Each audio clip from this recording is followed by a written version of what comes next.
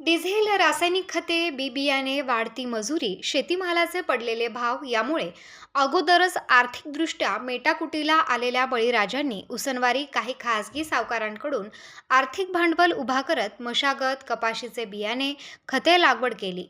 कपाशीचे पीक जोमात आणले.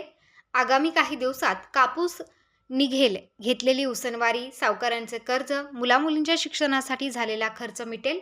आरोग्यासाठी लागणारा पैसा उपलब्ध होईल आणि दिवाळी गोड होईल अशा आशाने आनंदात असणाऱ्या बळीराजावर अस्मानी संकट कोसळले आहे. गेल्या 15 दिवसांपूर्वी झालेल्या धोधो पावसाने कपाशीला आलेल्या पात्याची मोठ्या प्रमाणात गळती झाली. काही कपाशी पाण्यामध्ये डुंबल्याने उपळून पिवळ्या पडल्या. महागडी औषधे फवारणी करून काही प्रमाणात सुधारणा करण्याचा प्रयत्न करत असतानाच आता लाल्या रोगाचे आगमन झाल्याने शेतकरी वर्ग पुरता हवालदिल झालाय. कपाशीवरील लाल्या रोग म्हणजे कॅन्सर विशेष.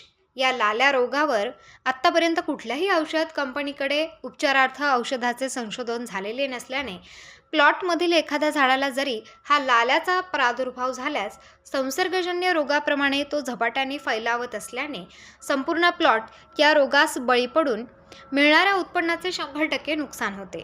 निसर्गाच्या या अवकृपेमुळे हातातोंडाशी आलेल्या उत्पन्नाचा घास निसर्गाच्या या अवकृपेने हिसकावून घेतल्याने बळीराजावर मोठे आर्थिक संकट ओढावले आहे.